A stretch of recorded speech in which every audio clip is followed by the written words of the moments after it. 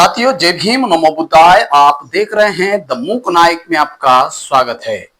दोस्तों, आपको पता ही होगा कि डॉक्टर बाबा साहेब अंबेडकर जी के बाद में अगर कोई नेता हुआ है तो वह है एक मंत्री राजेंद्र पाल गौतम जी, जिन्होंने बाबा साहब के पश्चात वह एक लौते ऐसे राजनेता है जिन्होंने समाज के लिए अपने मंत्री पद को ठुकराया था और इस बात को लेकर बड़े चर्चा में रहे और सुर्खियां भी बहुत उन्होंने बटोरी। दोस्तों, तो इस मुद्दे पर और राजेंद्र पाल जी जो फिलहाल के दौर में जिस प्रकार से कांग्रेस में जाकर के वो उन्होंने जो पद हासिल किया है और कांग्रेस में जैसे पद मिलता है तो उन्होंने एक प्रोग्राम भी कंडक्ट करके उस प्रोग्राम में क्या कहा है उस पर हम चर्चा करेंगे। दोस्तों,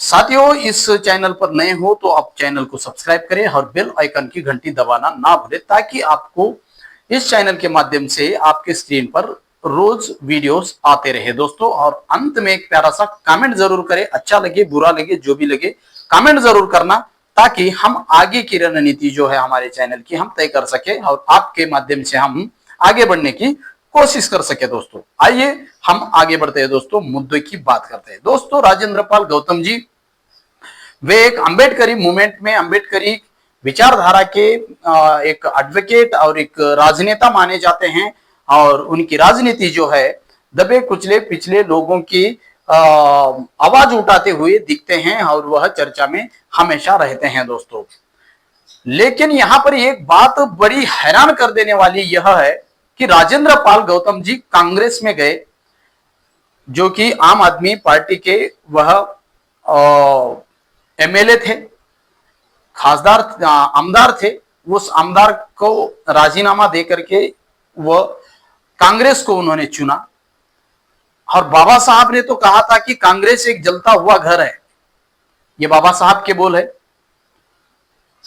तो उन्होंने कांग्रेस को चुना। एक तरफ बीजेपी और कांग्रेस में हालांकि कुछ बदलाव दिखते हैं, उन्होंने भी उनके भाषण में जिक्र किया कि कांग्रेस में ये बदलाव है और जिस प्रकार से उनकी बातचीत राहुल गांधी से हुई है और राहुल गांधी ने जो उनको समाधानक पूर्वक उत्तर दिए, उनमें जो बहस हुई है उसके चलते उन्होंने कांग्रेस को ज्वाइन किया ताकि कांग्रेस ने जो भी गलतियां की है पहले उसको एक्सेप्ट किया है। राहुल गांधी ने ये उन्होंने कहा है और फिर बाद में उन्होंने वो कांग्रेस ज्वाइन की है। ठीक है, कांग्रेस ज्वाइन किया है, लेकिन जो राजेंद्र पाल गौतम जी उन्होंने जब 22 प्रतिज्ञा ली और उसके बाद जो उनको आम आदमी पार्टी से प्रेशर आया और फिर उन्होंने मंत्री पद को राजीनामा दिया। फिर उसके बाद लगातार उनका जे भीम मिशन के माध्यम से कार्यक्रम होते रहे, वो लोगों में घूमते रहे, पूरे भारतवर्ष में घूमे। वैसे ही उनको समता सैनिक दल, बाबा साहब ने स्थापन किया हुआ संगठन, उन्हें तेलंगाना में बुलाया गया था। हालांकि समता सैनिक दल के इतिहास में आज तक पॉलिटिकल एक लीडर हो, एक पॉलिटिकल कार्यकर्ता हो, उसको स्टेज पर आज तक बुलाया नहीं गया। फिर भी समता सैनिक दल ने राजेंद्र पाल गौतम जी को बुलाया था। उसके पीछे का कारण यही था कि वह पॉलिटिकल भले ही राजनेता होंगे लेकिन समाज के हित के लिए वो काम कर रहे हैं और समाज के हित के लिए उन्होंने बाबा साहब के पश्चात वे ऐसे लौते एक राजनेता है जिन्होंने अपने मंत्री पद का इस्तीफा दिया समाज के हित के कारण। और दूसरी बात, उनको यह पूछा गया कि हम मिलकर के अगर आरपीआई को खड़ा कर सकते हैं क्या? समता सैनिक दल का सोचने का विचार, सोचने का ढंग, समता सैनिक दल की कार्यकारिणी, समता सैनिक दल जो भी काम करता है बाबा साहब के पद चिन्हों पर चलकर काम करता है। उन्हें विचार इतने सी भी वो कॉम्प्रोमाइज नहीं करते। क्या हम मिलकर आरपीआई को खड़ा कर सकते हैं? देश के लोगों, देश के पॉलिटिकल लोगों को एक करके हम क्या आरपीआई को खड़ा कर सकते हैं? तो उनका जवाब रहा कि नहीं, मैं धम्म कार्य करना चाहता हूं, धम्म कार्य के माध्यम से लोगों को एक करना चाहता हूं। उनका जय भीम मिशन के नाम पे संगठन खड़ा किया उन्होंने, उसके माध्यम से वो काम कर रहे हैं। तो उन्होंने ऐसा जवाब दिया कि मैं धम्म के लिए काम करना चाहता हूं। तो धम्म के लिए काम करने वाले, बुद्धिज्म के लिए काम करने वाले राजनेता उन्होंने कांग्रेस कैसे, क्यों ज्वाइन की, ये सवाल खड़े होते हैं दोस्तों। और उन्होंने सबसे बड़ी ये बात की ही कि कांग्रेस को घर घर पहुंचाना है। आपको कांग्रेस का जो भी एक पार्ट अच्छा लग रहा होगा, या सत्ता के लिए वो कांग्रेस कर रही होगी, या सही मायने में लोगों के हित के लिए कांग्रेस काम कर रही होगी।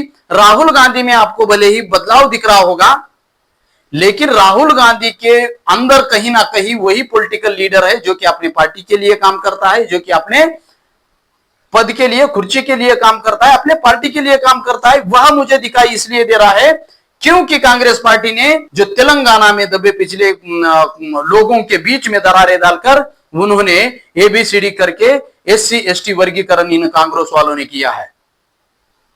फिर भरोसा करें किस पर? आप तो इसका जिम्मेदार तो बीजेपी को ठहरा रहे हैं। बीजेपी तो इसके जिम्मेदार है। वो पर्दे के पीछे रह करके उन्होंने इसका फैसला सुप्रीम कोर्ट से लाया है। इस बात को भी कोई ठुकरा नहीं सकता, ऐसा ही हुआ होगा। लेकिन बीजेपी ने जो काम नहीं किया, बीजेपी शासित राज्यों में कहीं पर भी उन्होंने वर्गीकरण नहीं किया एससी रिजर्वेशन में। फिर कांग्रेस शासित सरकार ने तेलंगाना में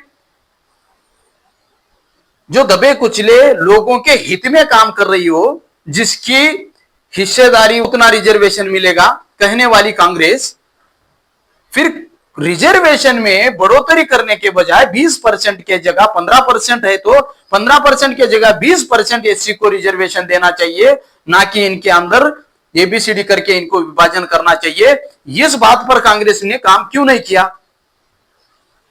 जैसे कि जलता हुआ घर है कांग्रेस, बाबा साहब ने कहा था, वही है। क्योंकि कांग्रेस भी वही है जो आज बीजेपी है।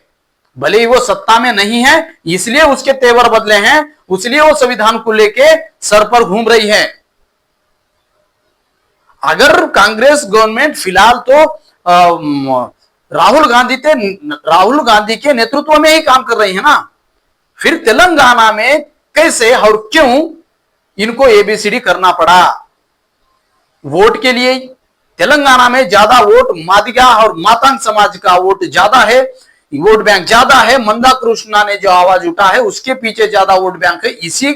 इसी के कारण, इसी लालसा में आके कांग्रेस गवर्नमेंट ने यहां पर, यानी राहुल गांधी ने वो करवाया है।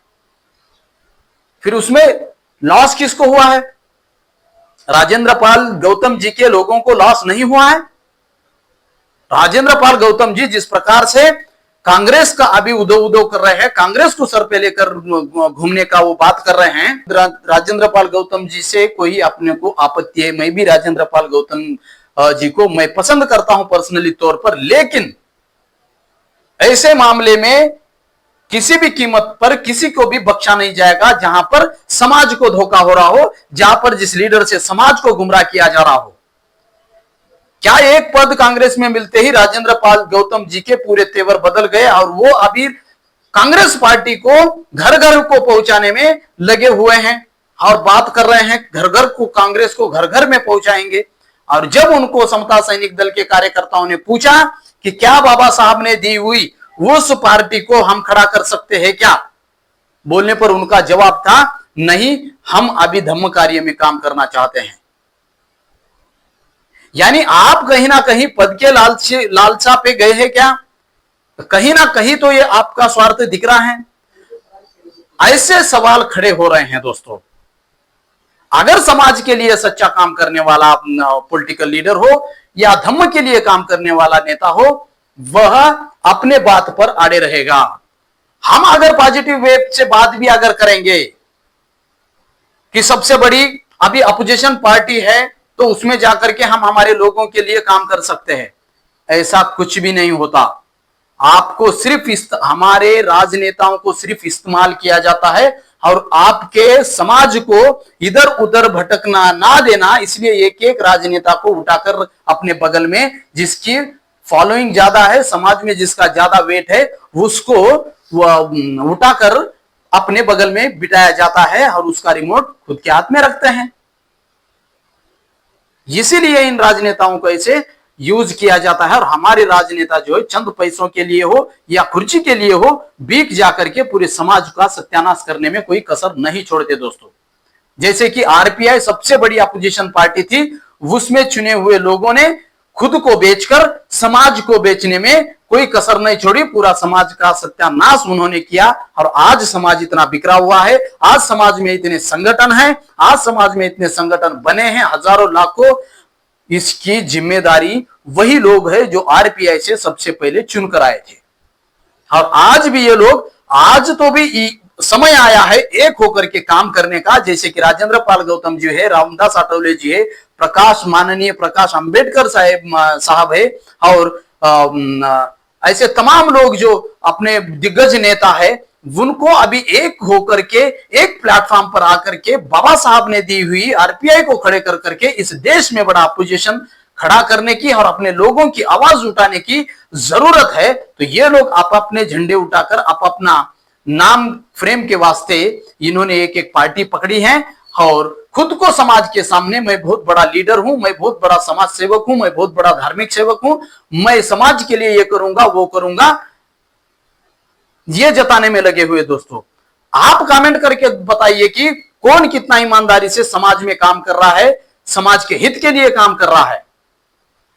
ये आपकी जिम्मेदारी है, इस चैनल के माध्यम से आप कमेंट करके जरूर बताना कि यहां पर आपके हित का काम सही मायने में हो रहा है क्या, समाज के साथ धोखा नहीं हो रहा है क्या, इस पर आपको समीक्षा करना है। दोस्तों कोई यहां पर कोई स्टेज पर आके, कहीं आगे आके, लोगों के सामने आके, सोशल मीडिया पर आके बहुत समाज के हित की बात करे, बहुत समाज को ये करे, जिससे नहीं होता। प्रैक्टिकली कौन समाज के लिए काम कर रहा है, अपने पद की, अपने भविष्य की, आप खुद की परवाह न करते हुए जो समाज के लिए काम कर रहा है उसको पहचानने के काम करे, और कौन गुमराह कर रहा है उसको भी पहचानने का काम यह पूरे समाज का है। दोस्तों तो कमेंट करके जरूर बताना कि यह सही है राजेंद्र पाल गौतम जी जो कर रहे हैं, अन्य हमारे पॉलिटिकल बड़े बड़े नेता जो कर रहे हैं, कि यह सही समाज के लिए काम कर रहे हैं क्या, ये कमेंट करके जरूर बताना। दोस्तों फिर मिलेंगे अगले वीडियो, जुड़े रहिए द मूक नायक के साथ। इस सत्य के सफर में द मूक नायक आपकी आवाज बनेगा।